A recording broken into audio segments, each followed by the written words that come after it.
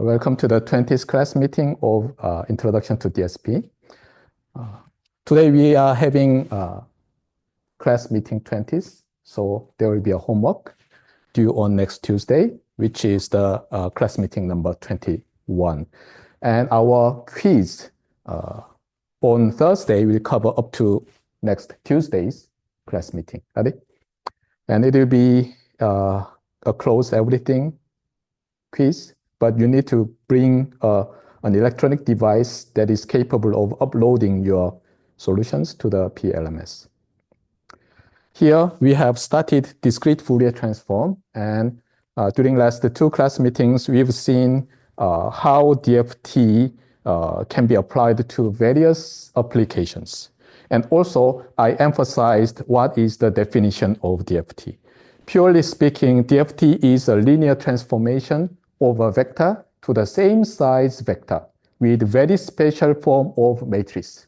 And this matrix is often called DFT matrix, sometimes capital N DFT if the number of rows and columns are both capital N's. And some people use endpoint DFT, and actually that is more related to endpoint FFT and IFFT. But anyway, people use those terms, so you need to remember. And last time we've seen one interpretation of DFT like this. So here we have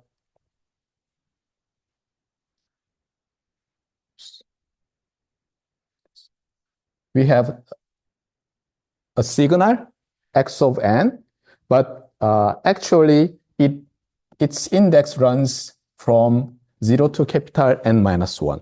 So we have a vector defined as this way. Got it? I really hate to use this notation with a square bracket, which may imply x is from a discrete time signal, but it's not necessary. Got it? In many cases, DFT of a segment of a discrete time signal is very closely related to its DTFT of the entire signal. But as I told you, DFT is just a simple linear transformation of a vector to another vector. And here comes capital X, again, with square bracket with index k, and also k runs from 0 to n minus 1. And I'm going to use capital X underscore, which becomes capital X of 0 up to capital X of n minus 1. So in this way, the linear transform is written in this way because probably as you've seen, or you need to derive yourself, actually this one, the proving that linear transformation of a vector to another vector always has a matrix that gives you output equals the matrix times input. That appeared the first midterm exam of signals and systems in 2005 or something, when I first taught the signals and systems around 20 years ago. At that time, only one student got it correct. And I praised the student a lot. Hey, you are talented, great. Among around 60 students, you only got it. And the student was too much encouraged about his mathematical capability and switched his major to math department and got PhD in math. Anyway, so here we need to specify what is the Kn index here. K means the row index, so kth row of this X underscore, and N means this X's row, and this is simply e to the negative j 2 pi divided by this number of points and Kn, where j is, of course, the square root of -1. Got it? And this definition is just the definition of the DFT over vector as a linear transformation. And there was an interpretation. Let me move this one. I need more space. So, yeah. So we had the first interpretation, first point of view was viewing this DFT matrix as what? As collection of column vectors. In this case, X, the output of DFT transformation, can be written as W0 times X0 plus W1 times X1 dot dot dot up to Wn-1 times Xn-1. So simply the output is, as we defined, is a linear combination of columns of this matrix with coefficients given by the input vector. And interestingly, this omega W0, W1, W capital N-1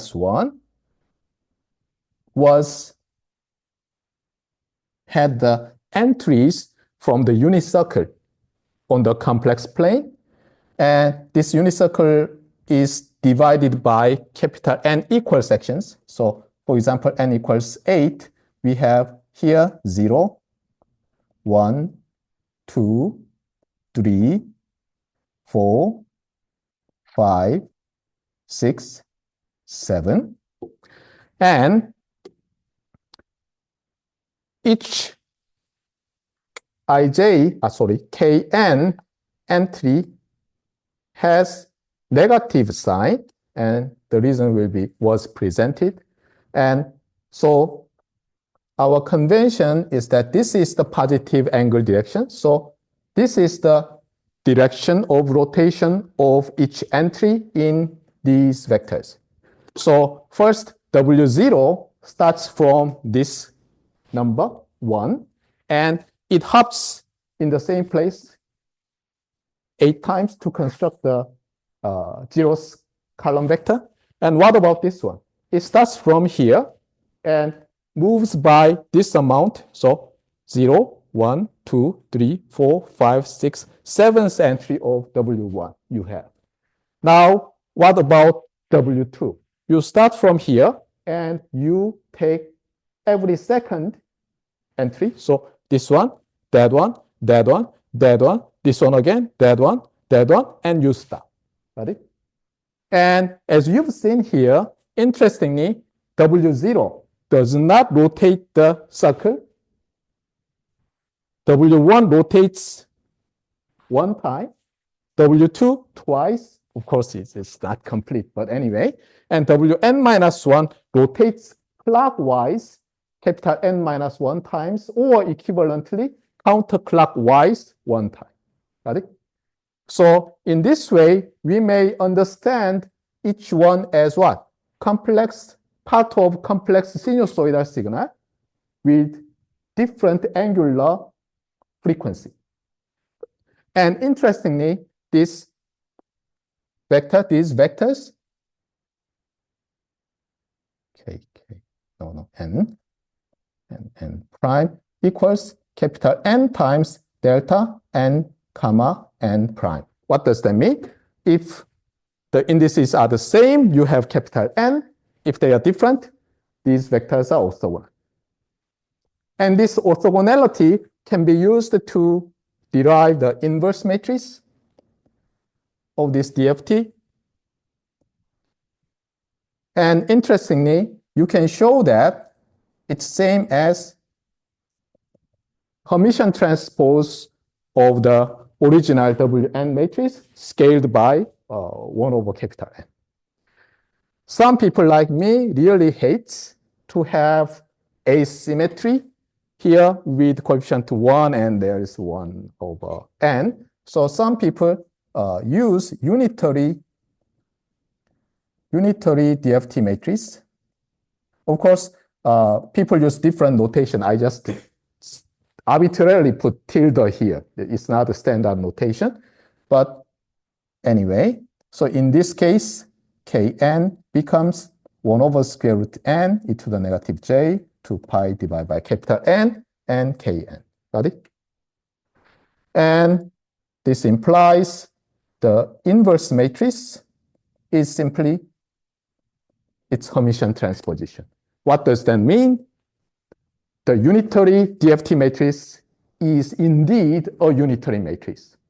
Means itself times its Hermitian transposition matrix, or its Hermitian transposition matrix times itself equals identity matrix. Got it? And so these color things are simple. So let's see. So first box is checked. So we are going to view the DFT as a linear transformation. Second is that this W is a DFT matrix and consists of columns. This is first interpretation. And so as you see that it's a row vector of column vectors. Got it? A row vector of column vectors. So actually it's a matrix, but we can view this as a row vector with column entries. Got it? And each column is what? I wrote here before. Rotating phase vectors. You may say that. Rotating phasor, or got it? As you see, as you've learned in circuit theory. Phasor is usually the something rotates. Anyway, different number of clockwise rotations. Got it? That way. Of the unit circle. So DFT of X is a linear combination of these vectors, with the combining weight given by the input vector. And IDFT is 1 over n times Hermitian transposition of W, as I exactly tell you. And what about the nk entry? Of course, 2 pi and nk. Got it? So the negative sign is gone. What does that mean? It consists of counter-clockwise rotating phasors. Yeah. In unitary DFT, they have the same scaling factor, 1 over square root n. And here comes an interesting relation, and actually that motivated the negative sign here. I highlighted. And you remember the DTFT of a discrete time signal x, which is the infinite sum of xn times e to the negative j omega n. And last time, we've seen a very special case where xn equals 0 for n, lowercase n, and less than 0 and greater than or equal to n, and some arbitrary value. And taking these xn's, you can construct the input to the DFT transformer. And what happens? Your case entry becomes what? N from 0 to n minus 1, xn e to the negative j 2 pi k n over n. Got it? So be careful. You have finite sum, but you have negative sign. And actually, intentionally, we put negative sign and call this linear transform as discrete Fourier transform because it's similar to DTFT in this case. And as you see, in this special case, the DFT output, the case entry, is the same as what? E to the j, evaluated at 2 pi k over n. Got it? So this is definition, that is interpretation first, and this is what? Application. Got it? So please distinguish the definition and its interpretation and its application. Otherwise, after 1 or 2 semesters, you will completely lost in the use cases or applications and definitions. The problem is that if you do that, then even though you have your DFT in your toolbox as an electrical engineer, you never use, and you don't know how to use it. That's not good. We take courses, signal and systems, circuits, electronic circuits, some other courses to equip a lot of tools, very important tools throughout our career as an electrical engineer. And you just barely complete your course and put it somewhere in your toolbox and forget about the tool. Then why do you bring that heavy tool? Which means, why do you take the course? Only take the credits to graduate? That's not a good approach to your life. Got it? So anyway, here goes the picture I have drawn. So it's like this. See, you have a discrete time signal x of n. And now you multiply some signal, actually u of n minus u of n minus n.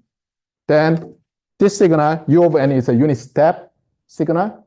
Argument is non-negative, then it's 1. What does that mean? From n equals 0 to n equals capital N minus 1, its value is 1. So you multiply this window signal to x. So here, x tilde is defined as this original signal times the window sequence. Rectangular window sequence or signal. Got it? Then what do you have? You have this signal only having possibly non-zero values from index 0 to n minus 1. Now you take this part to form a vector and apply to your discrete Fourier transform. And what do you have? You have sampled version of the DTFT of this windowed signal with spacing 2 pi over n. What does that mean? We know that the DTFT of any discrete time signal is periodic with period 2 pi. So just for simplicity, let's consider this 2 pi period. Now, suppose you have drawn the DTFT of this x tilde signal, which is the product between rectangular window and original signal, and you evaluate this DTFT of x tilde at capital N points on this interval. Of course, you can have the same value because the signal is periodic. Right? So if you here, even though you have windowed to have only capital N part of the signal, what if you take more samples? So you have 0 padding and 0 padding, and take some number of points larger than capital N, and you DFT the signal. What do you guess? What would be the difference? For example, if you take 0 to 2n, and you apply 2n point DFT, then only the sampling period reduces. Got it? So from your DTFT of x tilde signal, your DFT with 0 padded vector of length 2n gives you more finely sampled signal. But careful, be careful. This is not the same as the original DTFT. So it's a kind of approximation. However, if the original signal was finite support signal, then these two are exactly the same. So your DFT will give you sampled version of the original signal's DTFT. Got it? Anyway, that's what we talked about. And here was the preview. Of course, there is another point of view as you learned in linear algebra. it's a kind of projection or inner product interpretation, and we will see. And here goes what I'm going to write here. So consider this multiplication of the DFT matrix and X. And now we view the DFT matrix as a column vector of row vectors. Got it? So let me use V. Let me use V. 0 Hermitian, 1 Hermitian, V n minus 1 Hermitian. Of course, I can use transposition, but since we are handling, in general, complex valued signals, I prefer using row vectors as a Hermitian transposed column vector. It's confusing, I understand. So now, what is V0 then? Anybody? What is V0? Of course, V0 Hermitian is the first row, right? And you know what is first row? All ones. So this is any one or one. Got it? What about V1? Anybody? V1 is the second row. And if it's very confusing, then just start from V1 Hermitian. Then you have 1 and e to the negative j 2 pi over n, e to the negative j 2 pi over n times 2, if I remember correctly, e to the negative j 2 pi over n times n minus 1. So what is V1? Hermitian transposition of that one. So you have 1 e to the plus positive j 2 pi over n, e to the positive j 2 pi over n times 2, up to e to the j 2 pi over n times capital N minus 1. And as I emphasized, since we are smart, 1, 2, 하나, 둘, 많다. So we can write down general Vn as what? 1 e to the j 2 pi over n, n times 1. As you see, this is e to the j 2 pi over n, 0 times something, right? And this can be viewed as 1 times 1, 1 times 2, 1 times n minus 1. So e to the j 2 pi over n, n times 2, e to the j 2 pi over n, n times n minus 1. Got it? For n, 0 to n minus 1. So now you have row vectors denoted by V sub and Hermitian. Now, anybody? So here we have V0 Hermitian, Vn Hermitian. And here, am I right? Just a second. I believe so. Yeah.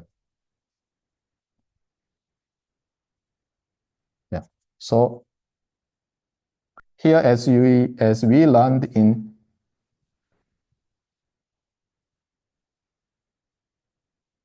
vector times, for example, scalar. In that case, this times that appears here as a scalar. So V0 Hermitian X, V1 Hermitian X, Vn minus 1 Hermitian X. Got it?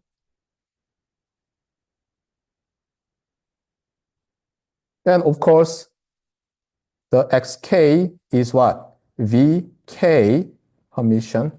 Oh, oops, k. I'm sorry, k. Index must be k. Yeah. Vk Hermitian X vector. Let's write this inner product of two vectors using summation. N from 0 to n minus 1. And we know what is the nth entry of this Vk Hermitian. That is e to the negative j 2 pi n k n and x n. And of course, this is same as what we've seen in the last class meeting. But here goes interesting tweak. So since we have Hermitian transposition, let's use conjugation. In the case, e to the j 2 pi n kn. What is this? So last time we had this one, right? The case entry of the output, just this one from the original definition, not the first interpretation. And from that on, actually, you can introduce VK Hermitian vector. And you goes back to here, actually. And now, what is this one? This is really an inner product with VK vector and X vector of complex valued vectors. When we have real valued vectors, then we use transposition when we inner product. When we perform inner product of complex valued vectors, we Hermitian transpose the first one, like this. Got it? And what's the meaning of this one? What's the meaning of this one? And let's see what's the property of these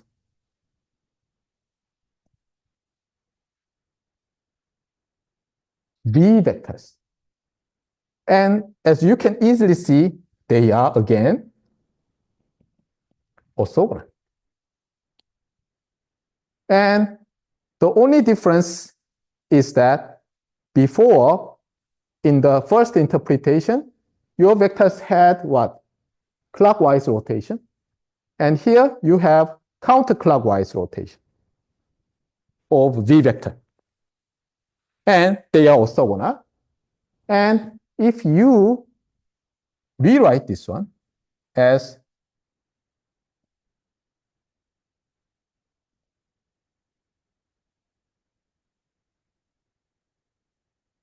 that one, what happens? Actually, this is same as square root n over V k Hermitian x. And what is this one? Now, these vectors become also normal vectors with different k, and they are basis vectors of n-dimensional complex Euclidean space. So actually, what you are doing is that you project this x vector to that direction, vk. So it's like if you have x in complex n-dimensional, then you take vk vector and you will have this length in complex number as what?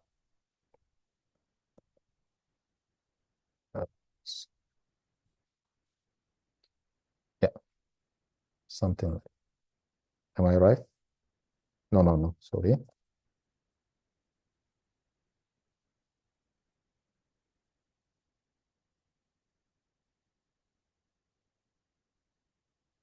Got it? Am I right? No, not that. Sorry about that. Yeah, something like this. So the DFT is related to have what? Get the coefficient of this direction.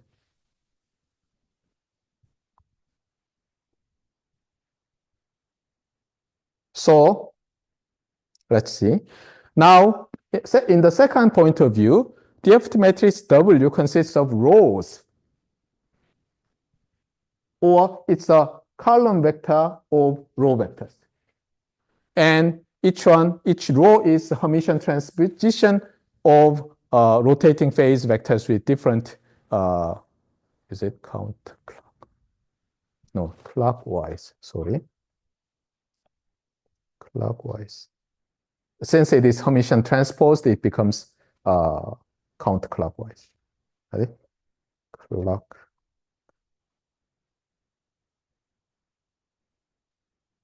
Got it? Yeah. So DFT of X is a projection of the input vector to the direction of these column vectors times square root n. Now, interesting thing happens for the inverse transform. We've seen that the inverse transform of the DFT matrix is 1 over n times the Hermitian transposition. And now let's use this second interpretation. Then what do we have? We have a column vector of V0 Hermitian up to Vn minus 1 Hermitian. And now what do we have? 1 over n and V0, V1, dot, dot, dot, Vn minus 1. And this W n inverse nk equals what? 1 over n e to the j 2 pi over n nk, as we've seen already. Got it? So both of the interpretations you need to be get acquainted with. Got it? You must be familiarize yourself with these two approaches. Sometimes when you handle a matrix times vector, it's very useful to interpret it as what? A linear combination of columns of this matrix. Sometimes it's very, very useful to interpret this multiplication of a matrix with column vector as what? Each entry of the output is the inner product between the first row and the vector, second row and vector, third row and the vector, something like that. So you must be, it's kind of vocabulary 33,000 level, but anyway, dexterous, ambidextrous, something like that. 양손잡이. So you need to be familiar with the first interpretation and second interpretation at the same time, because in some applications, the first interpretation is much useful. Otherwise, second one. Got it? And also, this second interpretation gives you a very useful link or relation between discrete time Fourier series of a periodic signal with period n and DFT of its single period vector. And that was promised in the introductory class meeting of this chapter 8. So here goes 8.1. Actually, many of the sections we will cover is already covered by my introduction. So here we start with a periodic discrete time signal. Here sequence means discrete time signals.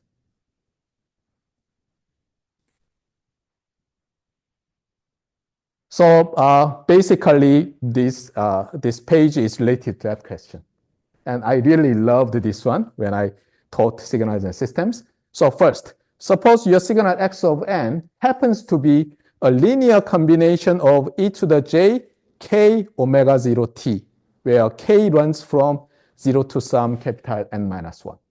So it's a what? Summation of capital N signals with different radian frequency, k omega 0. Here, omega 0s are common. Got it? Non-zero. And the first question is this one. Is this signal periodic? And your answer is yes. What is the period? Period is what? Anybody?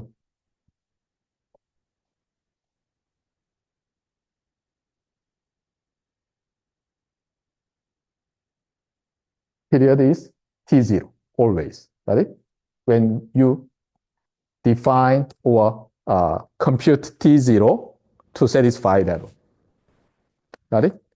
Second question is very similar to the first one, but it handles a discrete time signal. Again, this discrete time signal xn is a weighted sum or linear combination of complex sinusoidal signals. Of course, this is complex exponential signal, but I prefer to call this a complex sinusoidal signal when we have the exponent only j times something. Right? Anyway, so the shape is almost the same. We have coefficient e to the j, k, omega 0, n. The difference is that t is changed to n because it's a function of n now. Got it? And we are asked same question. Is this signal periodic? And your answer is not necessary. Then when do we have periodicity? Not necessarily. But if and only if. Something like this. Omega 0 is a rational multiple of 2 pi. Then it's periodic. Got it? So this page is all related to that. And also, interesting thing is this one. Suppose, so this kind of sub one.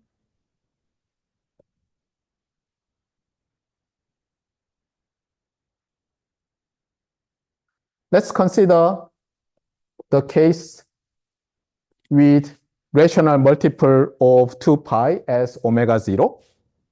And you have put different kn. Here, n is the time index, and k is the index to kind of name the exponential signals. And the question 3 is, in this case, how many different signals do you have? So let's call this as x of k over n. K is an index. And the answer is what? The answer is, if the period is capital N, if this period is capital N, then only n distinct, different signals. Why do we have this one? Because of e to the j theta plus 2 pi equals e to the j theta. Got it? It's all due to this inequality. And you draw a unit circle and just rotate 2 pi multiple, and you are in the same position. Anyway, so you read it. And yeah, the same one. And here goes the interesting question. Fourth one. Suppose your signal x is represented by this weighted sum, where coefficient is a sub k, and your coefficient runs from index k0 to capital N minus 1. Of course, we assume that this is periodic with period n. Now, in the second representation, we have almost the same expression, but with a different lower limit and the upper limit. Different coefficient b sub k. Now, same signal, but anyway, different signal with different k. Now, if they are the same, with then ak equals bk. And interestingly, it's yes. Got it? It's because, as I told you, you can renumber this parameter. So what you can do is that here in the second one, k minus n as k prime, then you can show this by using this property of periodicity of e to the j theta function. By the way, as I told you, the textbook and the original handout says exponential sequences means sequence with entries, something like that. I really hate because it's confusing, so I would prefer complex sinusoidal sequences or signals. Now, here comes another notational confusion, but let me try to sort out. So here, suppose you have x tilde signal. And x tilde signal is a weighted sum. I've corrected the handout, so you also correct it. Is a summation of the product, ck times e to the j, 2 pi divided by capital N, kn. And let's call this ratio 2 pi over capital N as the fundamental frequency omega 0, which is assumed non-zero and positive. And as we've just seen that these are all periodic with common period capital N. Some has more shorter fundamental period, but they commonly has the period capital N. So sometimes we have some strange notation like this. Equals bracket N. What does that mean? This may mean 0 to N minus 1. It may mean 1 to N. Whenever you sum up the case exponential, complex exponential sinusoidal signal with k different remainder when divided by capital N, then you only need capital N terms. Now, our interesting result comes here. This coefficient for periodic signal is the same as what? The DFT of the single period, especially from 0 to capital N minus 1 for simplicity, and you scale it by 1 over capital N. Because usually in Fourier series, we call this as the Fourier coefficient, but our original handout has 1 over N, and this has the Fourier series coefficient, and it's very confusing. Okay? So we are going to show this one. So let's see the figure. Where is the figure?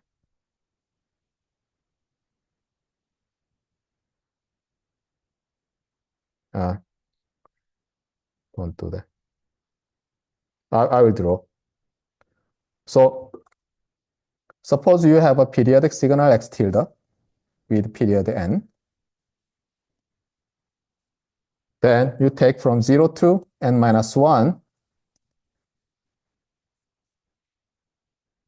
Then you have x vector. And you perform discrete Fourier transform, and you have x tilde vector. And this case entry is what appears here in your Fourier series representation. So it's very simple to find the Fourier series coefficient if you have discrete Fourier transform. Ready? And when the number of points satisfies, for example, 2 to the power of something, then there exists computationally efficient algorithm. And as you know, that these days the NVIDIA's chips and systems are GPUs are very powerful for computational intelligence, AI or machine learning. Why? Because we heavily rely on matrix vector multiplication in our building an artificial intelligence model, where, for example, in feed-forward neural network, what's going on? It's very simple. Probably you've seen some graphs. Forget it. So as a student who took linear algebra, you can think in this way. Here comes the vector. You perform linear transform. Of course, with some vector, AX plus B, not just AX. So precisely speaking, it's an affine transformation. But anyway, it has matrix vector multiplication. So you have a vector. Now you non-linearly map each entry. Then you have some vector. Again, you use different A tilde and B tilde. A tilde, X tilde plus B tilde to get X double tilde. And you pass that X double tilde vector to nonlinear thresholding or sigmoid type function. And then you do it again and again. So matrix vector multiplication is the key in current most popular style of AI ML model, machine learning model. And what GPU does, one of the things, of course it does a lot of things, is that first it computes matrix vector multiplication in parallel to save time. How can you save? As you've seen in the second interpretation, suppose you are given million by million matrix to be multiplied by a vector. Then your output is a million by 1. What do? You suppose you have 8 cores, then you divide by the output vector into 8 groups. And each core computes the output, and each output can be simply an inner product, as you've seen. Row vector times the input. And that is parallelized. And again, when you inner product, you can again parallelize, because each inner product is what? Suppose you have this vector and you move this way and multiply these two. After you compute the multiplication of 2 scalars, you can do the same thing for other entries. So you do it in parallel to save a lot of time, and then you sum up. So in general, matrix vector multiplication can be done in parallel. If you are smart enough, then, or you code it correctly, then it can be done very fast. Moreover, sometimes you just do not multiply these things. Sometimes you do FFT. And you may say that, why suddenly FFT or DFT appears? Let me show you. A trick is this. Suppose you want to multiply H matrix and X vector. Suppose X and Y have the same length. Then what you do is that, suppose you multiply DFT matrix. And here goes inverse. So here you compute the DFT of input. And this one may be a very good shape, diagonal or something. In that case, you reduce a lot. Suppose this is diagonal. Then a lot of computation gone. And your DFT, of course, if this is Y tilde, in order to get Y, you need to inverse the DFT matrix, but you know that the inverse matrix needs to simply compute it by Hermitian transpose and some scale. So sometimes simple vector matrix multiplication can also be performed very efficiently by using DFT. Anyway, there are many applications of DFT related not only to this course, but also to other applications. Anyway, here goes the Fourier series coefficient and DFT. So here, let's say X tilde K is the case DFT coefficient. Got it? DFT coefficient. And we know that X tilde K is given this way. It's from the second interpretation, right? And as we will see later, and actually you've already seen, if we compute the Fourier series coefficient, then what happens? Just a second. What is that? What is this? Okay. This one just says that this coefficient is periodic if we view this X tilde K as a discrete time signal. Of course, it's due to this property.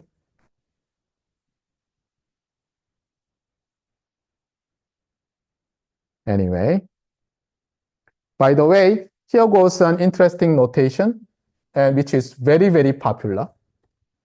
So capital W sub n, which is different from I used before, like this. I kind of use a bold face, right? This is a matrix, and that is scalar. And this scalar is actually the counter-clockwise, clockwise rotating signal entry. Okay, so negative J, right?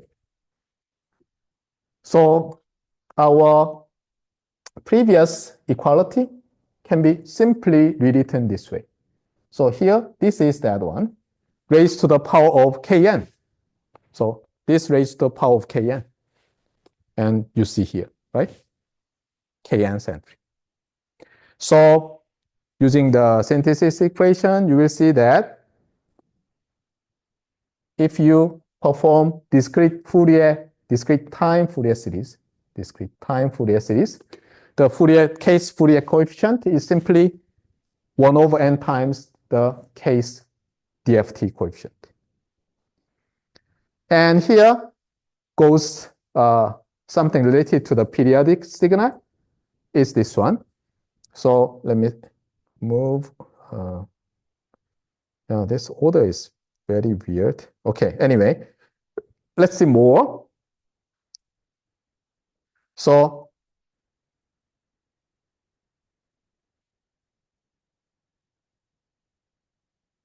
this is very confusing. So this is the case. Suppose your signal X could be an entry of length n vector, or just first n entries of a discrete time signal.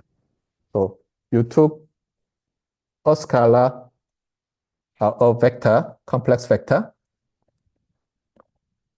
with n entries, or you take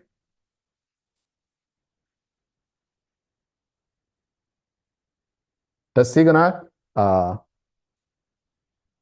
and what you do is that you construct a periodic signal. So see that from this vector, the simplest way to construct a periodic signal is that you take this one as the 0th entry up to n minus 1th entry, and capital N entry, capital 2n entry. In this way, you can construct a periodic signal. And this is the way.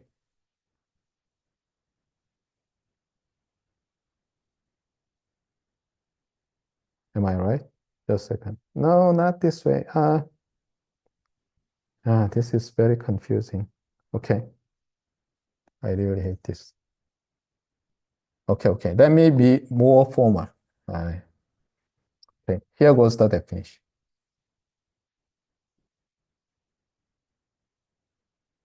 Let's start from a continuous time signal, x of t. It's periodic extension. Sometimes it's a periodic version of x with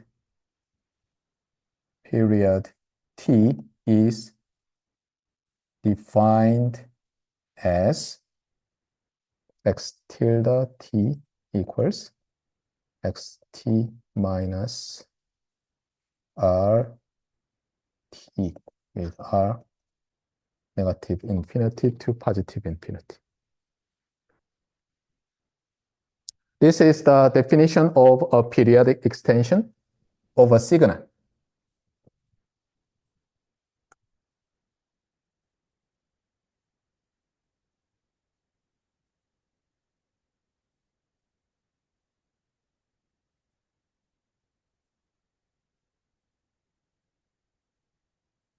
Got it? Periodic extension of a signal, x of t. Why it is called a periodic extension? Suppose x is a sync pulse. Now you copy that one and shift by capital T, any number, not just the integer multiple of 1, and you paste it. But when you paste, you add up these two, and you do it for every possible shifts by integer multiple of t. Then here goes the simple lemma. It's too simple, so you may say it's a remark. X tilde of t satisfies x tilde of t plus capital T for all t. Why? You just substitute to the original definition and reparameterize with some r tilde, then you have what? X tilde t. What does that mean? It's periodic signal. That's why this is called periodic extension. Now, here goes another lemma.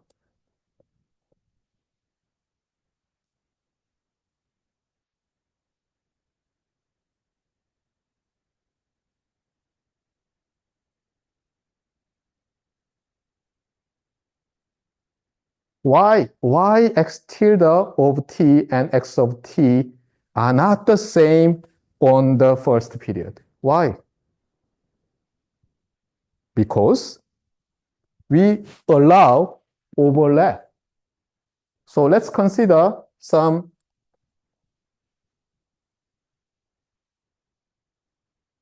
triangular pulse, x of t. Now, if we periodically extend this one by capital T with period T, what happens? This triangle moves by capital T, 2t, 3t, negative t, negative 2t, countably infinite. And when they sum up, what happens? You have all one signal. So if you take all one signal for 0 to capital T, it's different from this one, right? So if the signal is not time limited inside 1t, 1 capital T period, due to the overlap in time domain, periodic extended version kind of lose some information about the original signal. But if the original signal was time limited to smaller than the period in the periodic extension, then the original information of the signal is fully contained in the periodic extension. Got it? Now, let's take a look at this one. Suppose you have, I really hate this one. Just consider a discrete time signal, a DT signal. And you consider a periodic extension of X with period N. Then you exactly have relation between X tilde and X this way, same as that one. Am I right? So you have a discrete time signal X of N, you periodize or you perform periodic extension of this one with period N. If capital N can be chosen by yourself. Now, X tilde is a periodic signal, as we've seen here already in the continuous time case. And unfortunately, if X of N is not time limited within an interval of capital N, we cannot say a section of N and a section of N tilde are the same. We cannot say. However, if X of N is time limited, then they are the same if you take just one period. Got it? So be careful. It was very confusing to me 30 years ago when I took the DSP course. So let's see.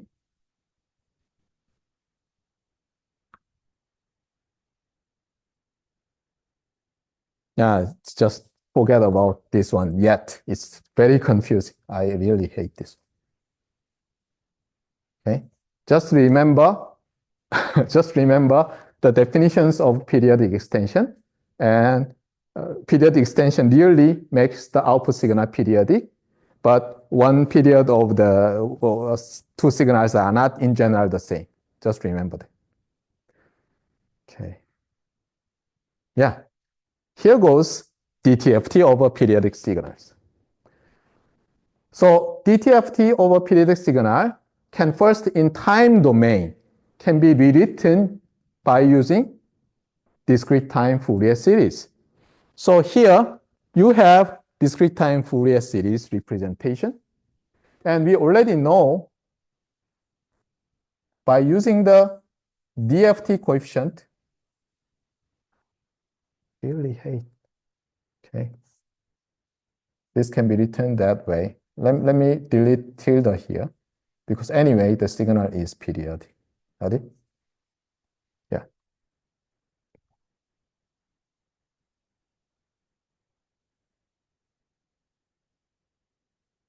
Now, instead of finding the DTFT of the periodic signal directly.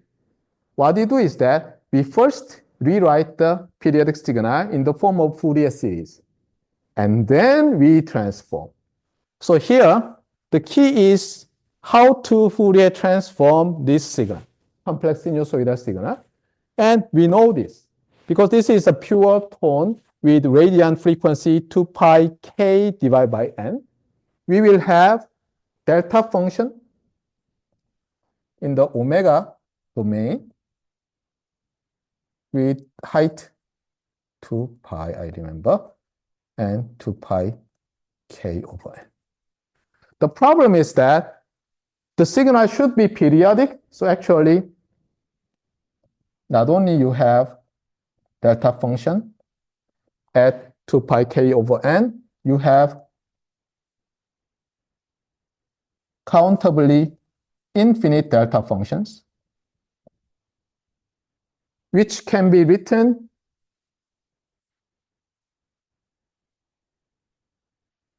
what? Summation over R, I believe.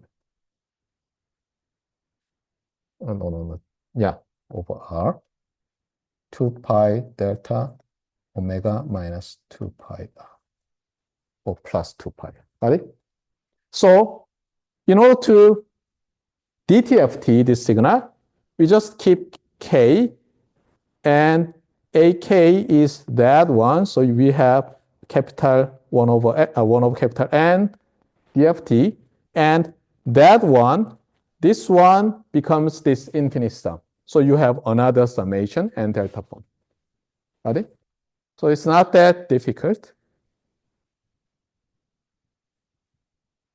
So basically, this page shows what's the relation between DFT coefficient and the height of impulses in DTFT over periodic signal. So what's the relation? Here is the relation. So the height of the delta functions over periodic signals DTFT is directly related to what? The DFT coefficient scaled by 2 pi over capital N. Got it?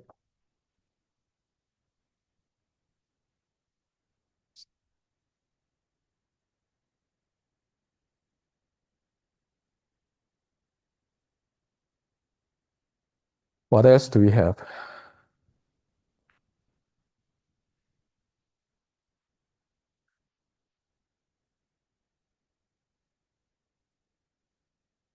Yeah, this is another way to derive the same result. So you do it, got it? It's not that difficult. And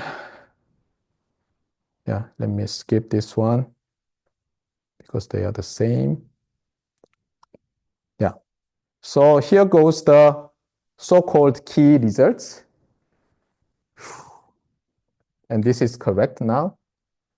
So initially, we have a DT signal, X of n, not necessarily periodic. And X tilde is a periodic extension. Got it? Periodic extension. And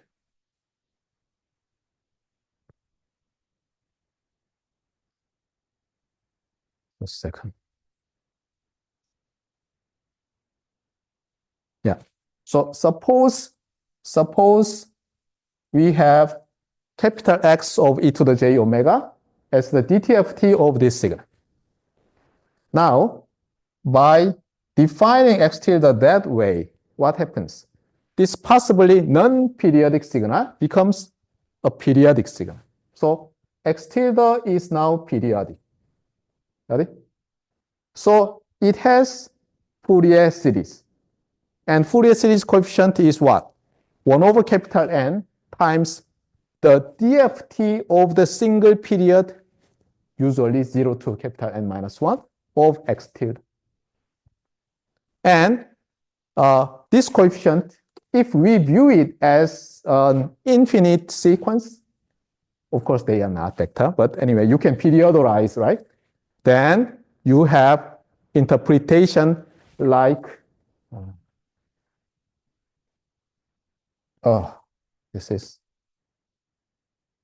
This is not correct. Yeah, let me delete that one. It's a nonsense. Okay, so you have this one so far.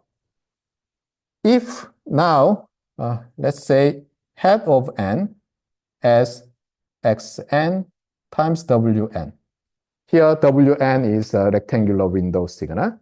And then this equals x hat e to the j omega evaluated at omega equals 2 pi k over n. Got it? So it's complicated.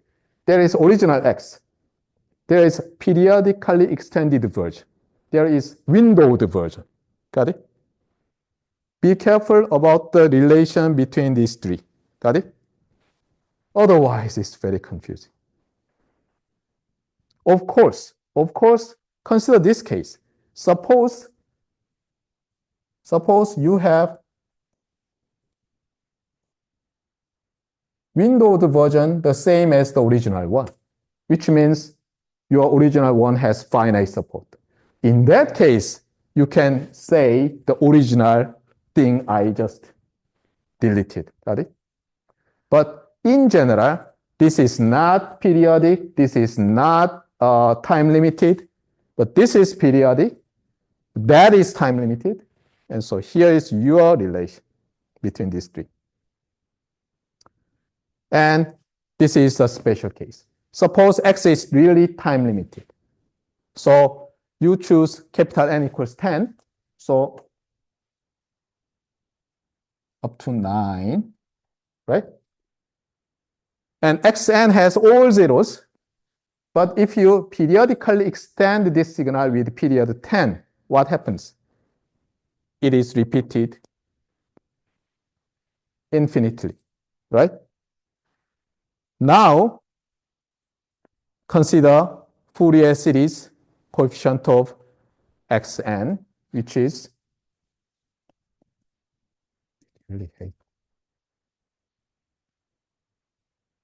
this is the case Fourier series coefficient. And DTFT of xn is this one, in this case time limited. And you can see that they are, sorry about that, they are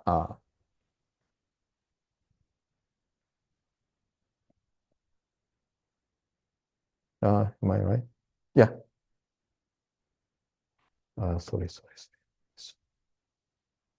It's really confusing. Yeah, something like this. Yeah, got it? Coefficient. Am I right? Just a second. Yeah. No, not this. So precisely speaking, you have that one. And yeah, so this one equals that one without ends. Got it?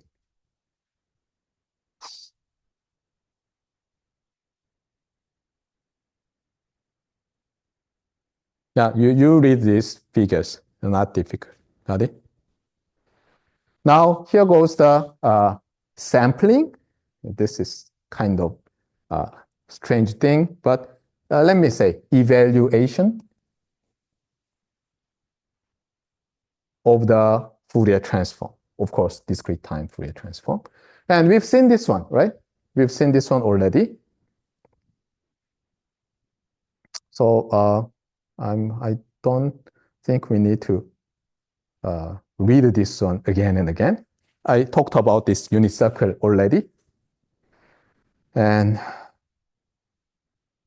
yeah, this is the periodic extension.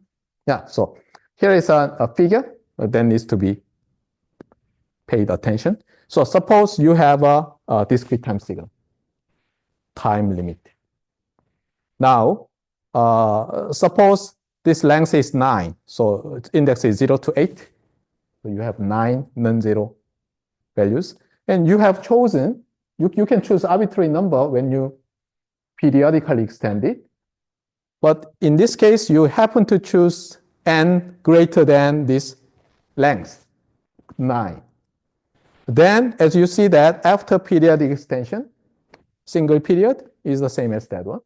And if you choose n equals 7, then you have problem, as I told you about with the continuous time triangular pulse. This page is all about what you learned in signal gen systems, such as sampling in time domain will give you periodicity, periodic or dicity in frequency domain, and sampling in frequency domain will give you periodicity in time domain, something like that. Here, sampling means sometimes delta functions, periodic delta functions. Got it?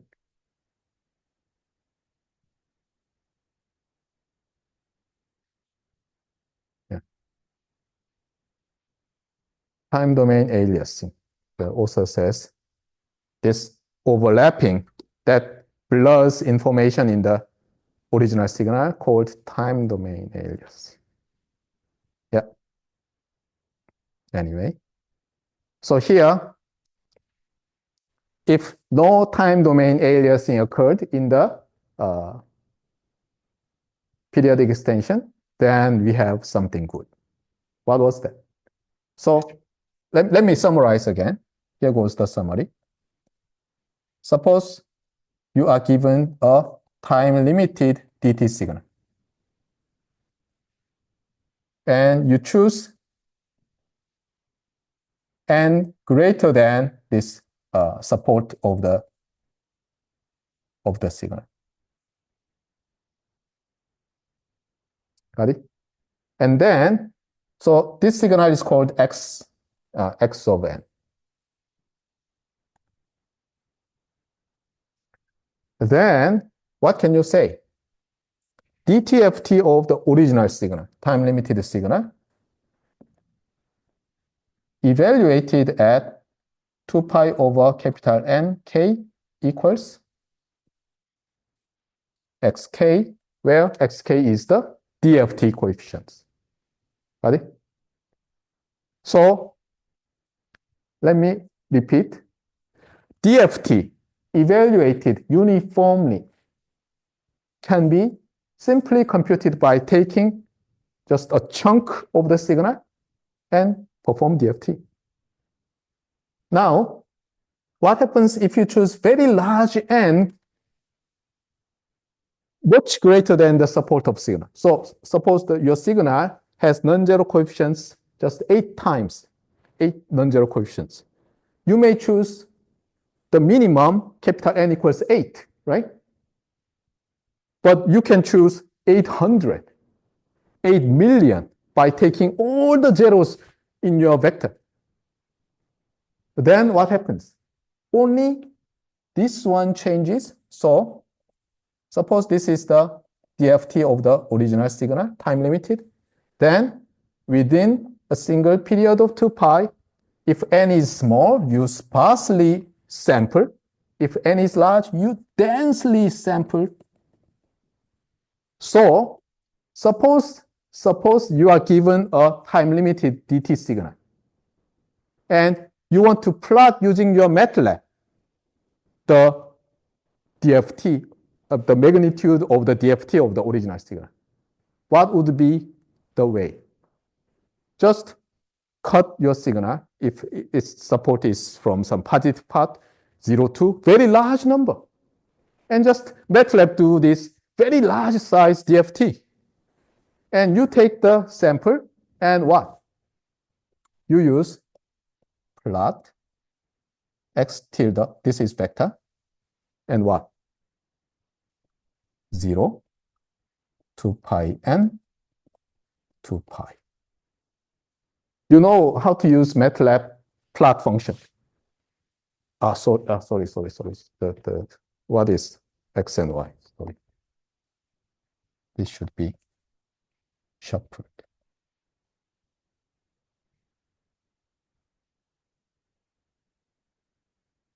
Let's say this is the vector to be plotted. Of course, you may need ABS, absolute value, to take the magnitude of complex number. So you start from 0. and your spacing is 2 pi over n. So if you choose very large n, you very, very densely take the points and plot. But when you plot it, you will anyway see some plot only from 0 to 2 pi. Got it? Anyway, this is very important, and probably it will appear in your homework. Dr. Joe, it is time to wrap up. Doctor. Okay, have we done? Yeah, this part is already done twice, right? Fourier representation of finite duration sequence, the DFT, modular something. So you read it. I believe we've done it already many, many, many times in different orders.